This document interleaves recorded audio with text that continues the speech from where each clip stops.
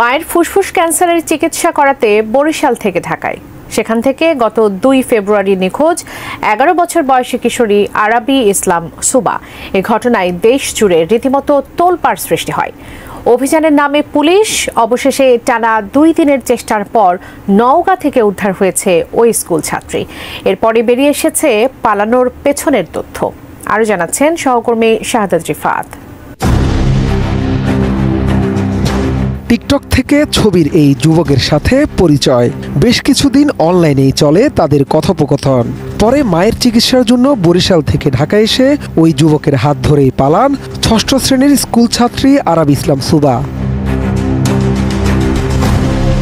জানা যায় 2 ফেব্রুয়ারি সন্ধ্যায় ফুফাতো ভাইয়ের সঙ্গে বাসা থেকে বের হয় সুবা। এরপর রাস্তা পার হতে গিয়ে রাজধানীর মোহাম্মদপুর এলাকায় নিখোঁজ হয় সে। এর পরদিন এই ঘটনায় তার বাবা ইমরান রাজীব আদাবর থানায় একটি সাধারণ ডায়েরি করেন। বিষয়টি আমলে নিয়ে অভিযানে নামে পুলিশ। কিশোরী সুবা নিখোঁজের ঘটনায় যখন উত্তাল সামাজিক যোগাযোগ মাধ্যম, তখন রাজধানীর বিভিন্ন এলাকার সিসি ক্যামেরার ফুটেজ বিশ্লেষণ করে পুলিশ দেখে ঘটনার দিন মোহাম্মদপুরের টোকিও স্কয়ারের সামনে বয়সে ছোট ফুফাতো ভাই ছাড়া আরেকজন ছিল নিখোঁজ ওই কিশোরীর সাথে, যার হাত ধরে সুবাকে হাঁটতেও দেখা যায়। এর মধ্যে মঙ্গলবার দুপুরে জানা যায় নিখোঁজ স্কুল ছাত্রী আরাবী ইসলাম সুবাকে দেখা যায় নওগাঁয়। তবে পুলিশের উপস্থিতি টের পেয়ে সেখান থেকেও সটকে পড়ে সে। সেখানেও তার সাথে ছিলেন ওই যুবক। জানা যায় সুবা যার সাথে পালিয়েছেন ওই যুবকের বাড়ি নওগাঁয়। তবে পুলিশের প্রচেষ্টায় নিখোঁজ স্কুল ছাত্রী আরাবী ইসলাম সুবাকে নওগাঁ থেকে উদ্ধার করা হয়। কোয়ালিটি সম্পন্ন আন্তর্জাতিক মানের still bar CSRM, committed for better still. সেখান থেকে এক ভিডিও বার্তায় নিজের সুস্থতার কথা জানায় এই কিশোরী। ভিডিও বার্তায় সুবা বলেন, আমি ভালো আছি, আমি বাবার কাছে ফিরে যাব। আমি ভালো আছি, আমি বাবার কাছে যাব না? যাব। অন্যদিকে উদ্ধারের পর সাংবাদিকদের প্রশ্নের মুখে সুবা বলেন, বাসায় ভালো লাগেনি, তাই তিনি মুমিন নামের এক ছেলের হাত ধরে নওগাঁতে চলে আসেন।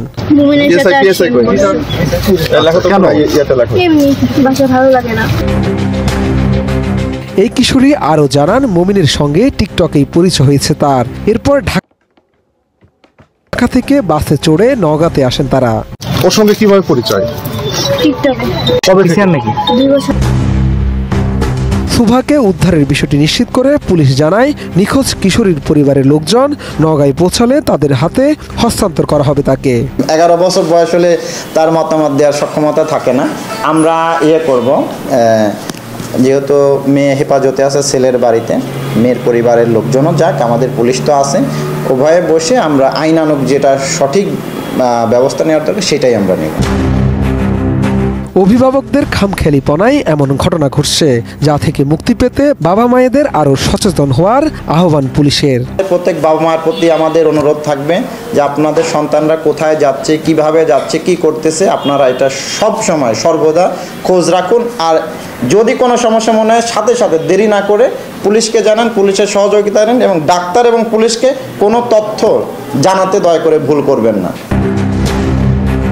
শাহাদাত রিফাত, এটিএন নিউজ, ঢাকা।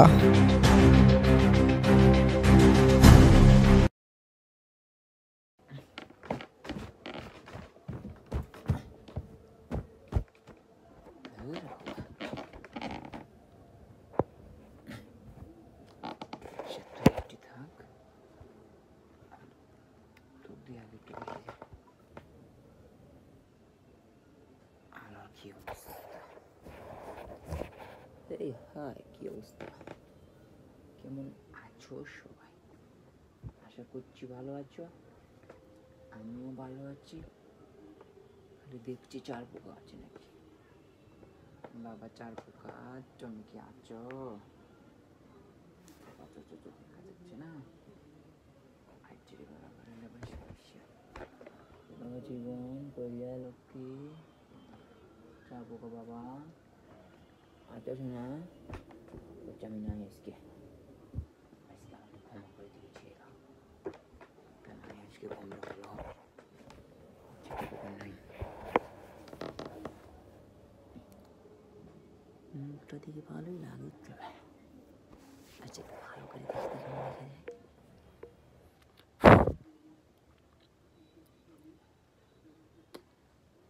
বাপরে ধোলা জলেরই জলে তো না, মানে একটু কেমন কেমন শর্ট সার্কিট লাগে।